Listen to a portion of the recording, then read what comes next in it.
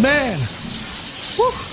I went on Facebook, so I went on Facebook recently, and I actually posted on Facebook that, I don't know if you saw my post, but I had talked about how when it's all said and done, Vergil Ortiz is going to go down as the best boxer to ever come out of DFW. I actually posted a shot of you, ESPN Prospect of the Year, by the way. Congratulations. Thank you. Ren Magazine Prospect of the Year, congratulations. I posted that I felt that you were going to be the best boxer to ever come out of DFW when it's awesome. And then, of course, you start having all these people engaging in conversations, but that's how I feel, man. So I'm super excited to have you on the show today. For me, like I said, you're a special fighter. 15-0, 15 knockouts. That means 15 men have tried and 15 men have viciously been knocked out. But before we get to that, I have a gift that I want to give you. Because this is going to be the best interview you've ever had, I promise you. So I've learned all about you, Vergil, and I got you this gift right here. Really?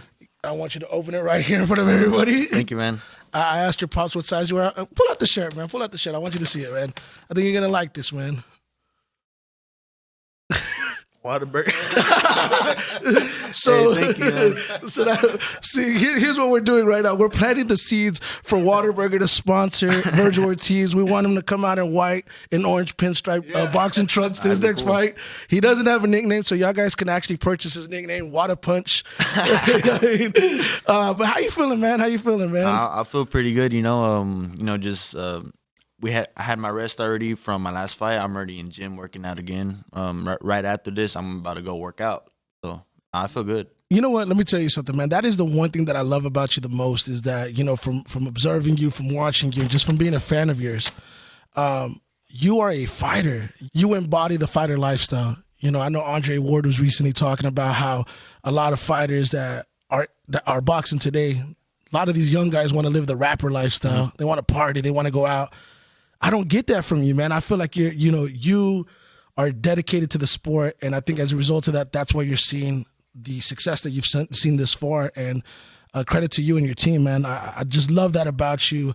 But let's get back to what I was talking about here a little while ago about the DFW thing. I mean, you're from Grand Prairie, Texas, born and raised, correct? Mm-hmm. Yeah. I know that you're not the most braggadocious. You're not cocky. You're a humble guy, and you're not one to call people out, but whenever I posted that, it's I did it to bring attention to you. Obviously, I wanted to use my platform to let people know that, hey, man, this guy's here in our backyard. He's one of us, Latino, and he's killing it. He's killing it, and he's on. I want people to watch this 5-10 years from now and say, man, you interviewed Vergil Ortiz. I'm like, yes, I interviewed Vergil Ortiz. But with that being said, people started trying to compare you to some of the other guys from the area, like Errol Spence and whatever. And it's not even about competing because at the end of the day. The fact that boxing is here, that's a big deal to me. A lifelong fan. But when you hear names like Maurice Hooker, you hear names like Errol Spence, you hear your name, you guys are all in the same weight class. The competitive side of you says what? Well, of course, I want to be the best in the area. I mean, I want to be the best in the world, and to do that, I'm going to have to beat everyone in Dallas. And, I think I can do that. I think that we put in too much work not to do that, we're in the gym every day. We work hard every day. We're working on little things and the big things. And I think there'll come a time where no one can say that I'm not the best in Dallas. Absolutely. And I think there's going to come a day when they're going to not be able to say that you're not the best in the world. With that said, do you feel that you are going to face Hooker or Spence at some point in your career? I believe so.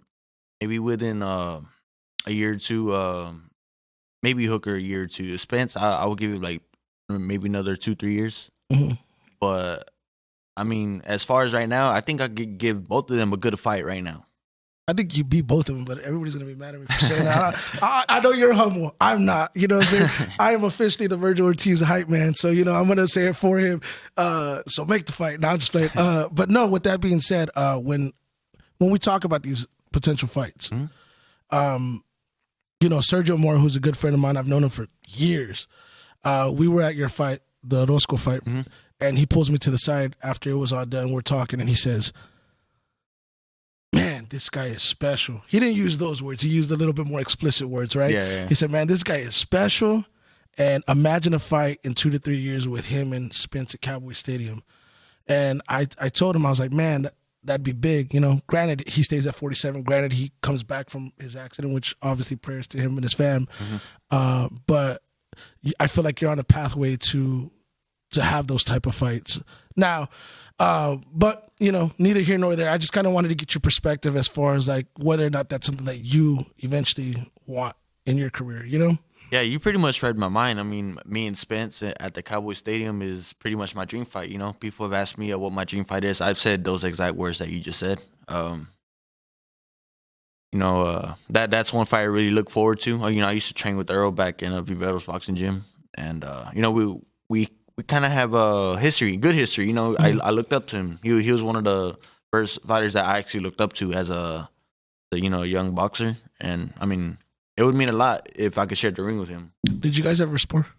We never sparred. I was like 9, he was like 18, so there was a big weight difference. I actually saw somewhere that and correct me if I'm wrong, that growing up, that your dad actually patterned your style of fighting after Miguel Cotto. Mm-hmm.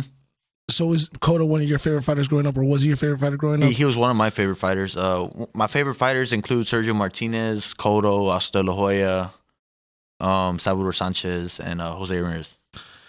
Speaking of De La Hoya, he's your promoter now. How does that feel, just knowing that this is someone that you grew up watching, and now he's behind your career? He's obviously advocating for you on social media all the time. Like, I have the best prospect in boxing, and we'll get to the prospect word here in just 1 second, because that word's starting to bother me a little bit. I feel like you can remove that now. We've graduated. You know what I mean? But how does it feel having Oscar in your corner? Oh, it feels great to have a legend like Oscar to be in my corner like that. It feels great, and I mean, I'm getting used to it now. But back when I first heard, they wanted to sign me, man, I was going crazy inside. I wasn't showing it, but I was excited. Yeah, man, that's cool, man. That's a like Oscar. He's someone that I've always admired, not only as a boxer but also into the promotional realm. And it bothers me sometimes when I see some of the guys that he's worked with and some of the guys that are under his promotional brand. For lack of better words, they'll let certain things get to their head, and they attack the promoter, and they'll do it publicly. And you've always been someone that just goes out and grinds, goes out and fights.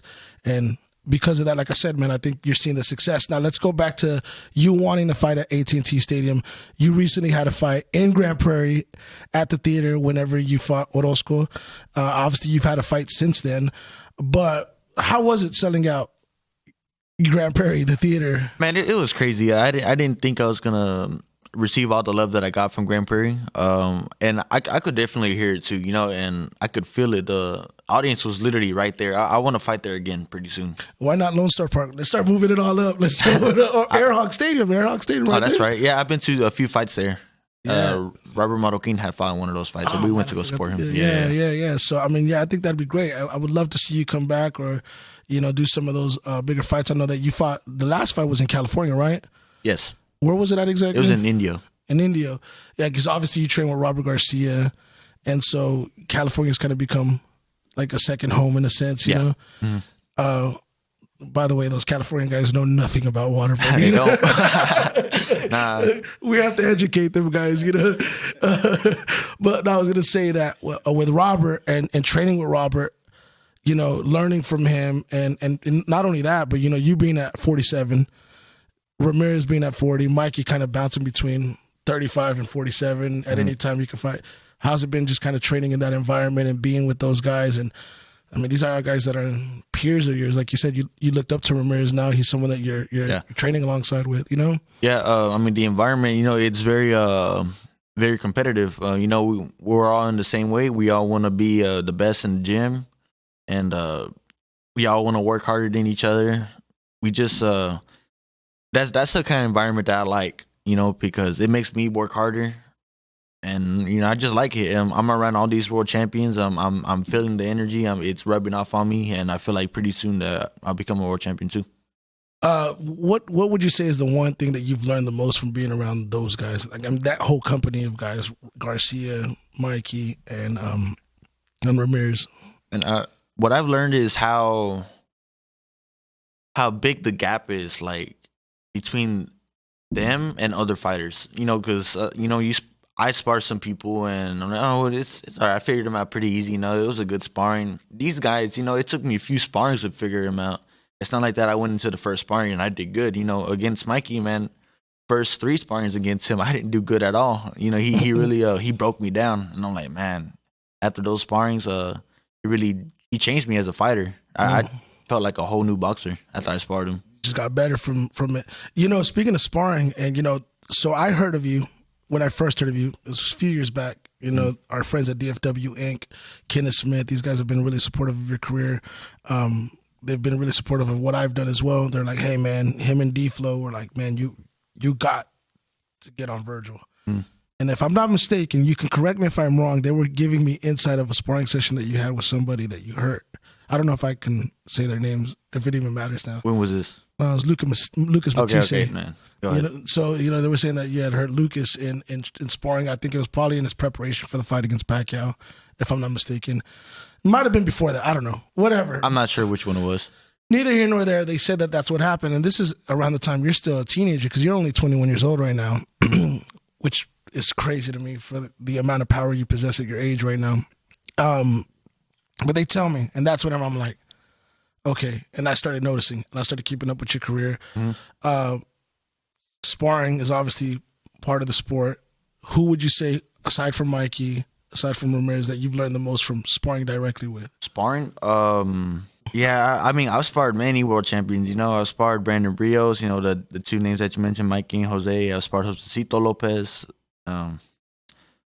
Maybe, I think the person that I've learned from the most, Caballo Adames. His name's Carlos Adames, but he goes by Caballo. He's a Dominican, and that dude's one of the best boxers I've ever seen. He moves, he can hit. He's a big 154. When I spar him, you know, like I said, I didn't do good against him maybe for like a month. You know, he was just I mean, also the size, but you know, you can work around that. It took me a while to work around that, and I feel like he's also changed the way I fight too. Gotcha. Now, before I bring you in, Adrian, I know you have some questions. I have a few things that I want to ask him. So, you know, we talk about 147 right now, right? Yeah. And we talk about where you're at. The word prospect, which we alluded to a little while ago. I'm frustrated hearing that word because I feel like you've already graduated from that. You're not a prospect anymore. Granted, shout out to ESPN, shout out to Ring Magazine for giving you those awards, which was well deserved. I know you're not loud. I know you don't like to call people out, but you have to have a hit list of people that you want to fight at 47. You've gone on record. You've said that you feel that right now you could beat Keith Thurman, which I know for a fact that is something that can happen. Who else would you want to fight at 47? Like, what's the end goal aside from, you know, collecting all the belts, you know? Yeah. Of course, I would like to fight Keith Thurman. I feel like that his style and my style, they kind of match. They mesh pretty well. They don't conflict each other. It won't be a boring fight. It'll be a pretty explosive fight. Then maybe Danny Garcia. And, you know, by the time I fight those guys, maybe the champions won't be the same as they are right now. So I would like to fight those guys. You know, so it just depends who's really up there at those times. Yeah, because, you know, when I look at you and you had posted on Instagram like, hey, who do you guys want to see me fight in 2020? And, you know, I know that last year I was like clamoring for you to fight. Man, he needs to fight Robert Guerrero. Just to get some names on your resume. No offense to these guys, by the way. I respect them. Yeah, of course. But like, you know, Berto, Vergil Ortiz, you know, some of these guys at 47, Devin Alexander, that I felt that would look good on a resume. But to be honest with you, like, I don't know that it proves where you're at now, because know, those guys are towards the tail end of their career. So going into 20, I'm like, man, I want to see you fight like a Maurice Hooker, for example. I think that's a fight that could happen now, and I think that could be a good competitive fight that can be made. Oh, yeah, of course. That could be made, because I know to your point, that's something that you wanted to ask was about the promotional companies, which we'll get to in a sec. But I was like, man, you know, there's all these fights, you know, Keith Thurman, like you said, Danny Garcia, that I think would be really great competitive fights. And then you have Manny Pacquiao, right? Which I saw an interview that you said, man, I would love to fight Manny Pacquiao. That's crazy, because you're 21 years old. You know? But Manny Pacquiao's like 41 years old. I think he's 41 years old now. Like, you were probably, what, 9, 10 years old watching him kill it, and now you're in the same weight class as him. And like, it's mind-boggling. But nonetheless, like, is that a fight that you would want to make at some point in your career? Like, I mean, obviously he doesn't have much time. Yeah. You have a lot of time left, but, what do you think about that fight? I mean, of course, if they would say, hey, Vergil, you're going to fight Pacquiao in April or something, like, yeah, dude, I'll take it. That's a big opportunity. Everyone's going to be watching it for sure. And I'll have a great opportunity to showcase my skills to the world. And I'm going to do my best to try to meet him. Do you beat him? I think that I give anyone a good fight. That's what I want to hear. When I say I feel like I can beat someone, that's when I'm like 90%, 95% sure I can beat someone. Pacquiao, I'm probably like 70% sure I can beat him. So I'm not totally sure on that, but I'm giving myself a chance against him. You definitely got respect. You got to respect the legends, but yeah. That's awesome. Real quick, I know that you wanted to ask a few questions, so I'm going to let my man Adrian Lopez, he's speaking on behalf of the boxing fan community. He's a boxing fan. I know he supports your career immensely as well, so I want you to kind of ask some of the questions that you had real quick, man. First off, it's a pleasure. Same here. I know Vega touched on it a little bit about the possibilities of you fighting the likes of Spence, all the other welterweights that campaign at 147. How realistic is it with the promotional companies, the way they're set up today, and all this talk about boxers on each side of the street, on different sides of the street? How realistic is it, and how difficult or easy would it be to make these fights happen? We see a lot of fighters right now, especially more mostly like the ones with titles fighting each other. So, like, let's say if I were to fight someone from PBC, you don't see a whole lot of that going from Golden Boy to PBC or Top Rank to PBC. It can happen. They can't have their own little island forever. It's eventually someone is going to have to fight each other from those two promotions. And I think that if the two fighters want it bad enough, like Crawford and Spence, it's gonna happen one day. It's gonna happen in 2 years. Right. And I wanted to ask you again, or I wanted to ask you how is it working with Robert Garcia, one of the best trainers, to ever do it? I watch videos on YouTube. I see the camaraderie that you and the other guys have at the Robert Garcia Boxing Academy, and y'all seem like a big family. Like, what's it like training with Robert? No, it's just it's a real, how do I say, like, it's kind of like an honor to train him, because he's trained so many world champions, and he took me under his wing, and he's really shown me a lot. There's also a lot of great sparring over there. I've known a lot of those guys since I was like 10 years old, so we kind of are like family, Right. Mm-hmm. Awesome. Does making the pound for pound list matter to you? Does it matter right now? Well, actually, it's gonna happen, so I'm not. It's not like it's my goal or anything, so I'm not really too worried about it. More focused on titles than a pound for pound. Yeah, awesome. You know what? Speaking of that, like, how did you feel whenever you got the ESPN Prospect of the Year in Ring Magazine when you saw the accolades come in? Are you just kind of going back to the days that you and your dad would go to the gym, or you would go growing up? All this work that you put in, where you're like, man, it's really paying off now. How was the feeling that you had? Like when you got those awards? Yeah, definitely. It felt really great. I was really happy. I got word that I was the ESPN Prospect of the Year right after my last fight. So I was really happy about that. But then I was surprised when I woke up and Ring TV posted I was there. I'm like, wow. And then everyone started posting me I was there. So it was a real good year for me, and I'm happy that people are seeing that. Well, I think too, what it is that the climate has changed. Back in the day, you had HBO, you had Showtime. Now you have different platforms, and I think social media is playing a big part on how to like broadcast fighters, and how to broadcast the success of fighters. I think with you, there's still casual fans that don't know your name yet, right? And that's not to take away from anything, because that's part of working your way up the ranks, right? Like the casual fans start taking notice, whether it's seeing you on a pay-per-view card with a big fighter, like a Canelo undercard, for example. I think social media is an ally now, where, Ring or ESPN can post, Vergil Ortiz is the Prospect of the Year, and more people and more eyeballs go on what you're doing. And I think as that develops, and as the fights progress and the fights develop, you're going to get more people to know who you are and what you can do. And I think that you have all the skill set. You believe in what you can do, so we know what's going to happen. And I just think it's just a matter of time before the world knows, like, you're here. You know, I mean, I already feel you're here. Like, I'm a boxing fan. So I know, but I want everybody else to know. Yeah. So, like, I guess the question to kind of piggyback off of that is, you have a fight. When's your next fight? We don't have an exact date yet, but it's looking around March. Do you know where it's going to be at yet? In the LA area. LA? Something like that. Is that like an effort that, you know, your team is doing to kind of have you fight either in Texas or California? Or, like, you know, is that something that they've told you, like, hey, we want to build your audience in these areas first? I'm not totally sure about, like, what their exact plan is, but I do know that I haven't fought in the LA area in a while, so I think it's time to, you know, probably bring it back. Well, I was going to ask, do you feel any pressure to, I guess, rush your career rather than taking the proper steps to get your rounds in, get your experience or anything like that? I don't think that we're rushing it at all. You know, I feel like we're going a little slow at the start of my career, to be honest. So you're comfortable with the pace? Oh, yeah, of course. Yeah. Awesome.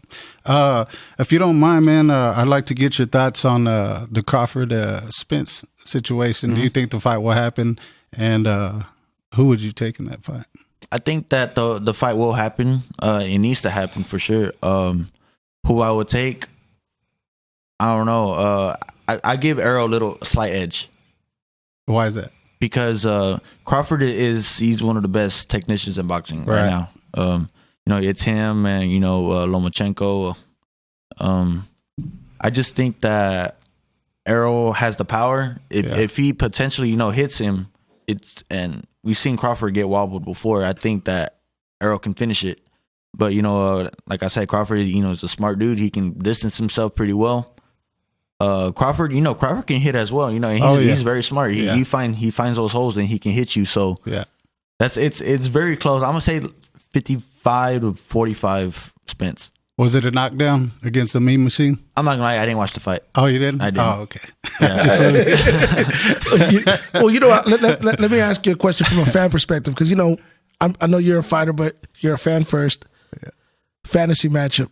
Who would you have in a fantasy matchup? Any two boxers, any era, fighting each other? Man, it is a good question. Man, it's a hard one too. I would have to say this is hard. I think I could go see. I grew up a big Eric Morales fan. Oh yeah. It's kind of a simple one that should have been maybe Morales and Marquez. Yeah, I would have liked to see that fight. Yeah, that was a fight that I wish I would have watched. Eric Morales versus Juan Marquez, but they just never fought. Yeah, that would have been a good one. Yeah. What about you? Fantasy fight? Yeah. Oh man. Don't say Tyson and Ali. That's too easy. That's too easy. Oh man. Pacquiao, and it has to be Pacquiao. I'm a huge Pacquiao fan. That's my man. Man, I couldn't even tell you right now. You don't got nobody? I don't got nobody. I don't have like a good like fight. Like, man, that would be a good fight. I have some fights in mind, but, you know, like some kind of basic fights. But like I would think that would actually be pretty good fights. So, a few more questions before we wrap up. You walk out, Cowboy Stadium, sold out fight. You can pick any artist in the world to play your music, play with you live. Who's the artist? Avenged Sevenfold. Oh, that's a good rock answer. music. I love them. Yeah, that's a good answer. My favorite artist. All right. So then, let me ask you another question. Then I'm just thinking off the top of the head now. Man, I'm blank. You got anything real quick? Yeah, I wanted to get your thoughts on Teofimo and Loma. I think it's a little too early for Teofimo. He definitely does have the power. He has the goods. Very talented. Right. Lomo's just, you know, is a different breed. Mm-hmm. I think Lomo's gonna win, but, you know, I think Dale can give him you know, pretty good rounds. Okay. Now I know what I wanted to ask you. Looking at the course of your career up to this point, who would you attribute? I mean, you have a group of people that have helped you, but who would you say has been an intricate part of the success of your career up to this point? I would say my dad, because he's always he's the one that knows me the best, and he knows when I'm doing something like wrong in ring, in and outside the ring. He can tell when something's off, and he fixes it really quick. besides my dad, it would have to be Hector Beltran. Then I would have to say Robert. But the top guy is my dad. You know, I saw a press conference. I think it was leading into the Mauricio Herrera fight, and you gave a shout out to your father. And I thought it was really, really, really dope that you did that. And that bond that you guys have, it's obvious and it's special. And, you know, credit to your father. You know, shouts out to Vergil Ortiz Sr. He's actually who brought you here for, you know, investing that time and effort and energy, because, you know, as Hispanic men, you know, like we have, like my dad, for example, right? He's traditional, straight from Mexico. We don't really get that. I didn't get that. He was there, but he wasn't like emotionally invested. Like we didn't have those man talks all the time. So that's beautiful, man. And shouts out to that, because I think more people need to know about that stuff, you know? Yeah. It's awesome, dude. Yeah, I got some quick hitters for you. So first thing that pops into your head. I think we know the answer. You just gave us the answer. What music you listening to when you're training? Rock. Favorite TV show or movie? Family Guy. Family Guy. Favorite food to eat? Enchiladas. Awesome. Whataburger. Yeah, I know. What's up, man? Favorite boxer of all time? Oscar De La Hoya. All right. If you weren't boxing, what would you be doing? I'd probably be in school to be a cross-country coach. Oh, wow. That one didn't. I didn't see that. Whataburger or In-N-Out? Whataburger. There you go. I had to ask because you spent a lot of time in California. Yeah. All right. Let's see. If you could live anywhere you wanted to live, where would it be? Cancun. Cancun. Man, I love Cancun. Awesome. Tupac or Biggie? Tupac. I didn't listen to a whole lot of Biggie, and I would listen to my dad's music growing up, and he had like a Zune, and I would listen to all his music, and Tupac was one of them. Okay, cool. Yeah. All right, this was gonna get you, man. Eminem or Nick Cannon? Oh my god, dude! He didn't make a diss track or anything, right? Nah, that's a diss in it, so we don't need to. We don't need to do all that. That was a good one. All right, man, that's it. All right. Well, man, you know what? Where are we at? How much time are we at right now? 30 minutes. Okay, so I think we're going to go ahead and wrap up. I don't know that I have anything else to say, man. It is a pleasure to have you here, Vergil. Thanks for having me. Look, man, we are supporters of yours, and we are going to broadcast your success as much as we can, when we can, on every platform that we have. I think your story needs to be told. I think that not just DFW, but people in general throughout the region, throughout the states, they should know how much of a special fighter that we have in you right now. And I think when it's all said and done, like I said, I stand by what I say. I think you're going to be the best to come out of here. And I think it's because you have the demeanor of a fighter. You're dedicated to the sport.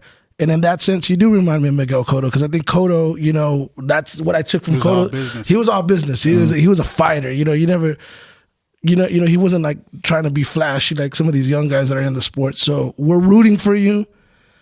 We're going to look back at this interview 5 years from now, whenever you're number one on pound for pound across the board on everybody's list. And we're going to be like, we got the interview. We love you, man. And anything you need from us, we're here, man. So appreciate you, man. Thank you very much.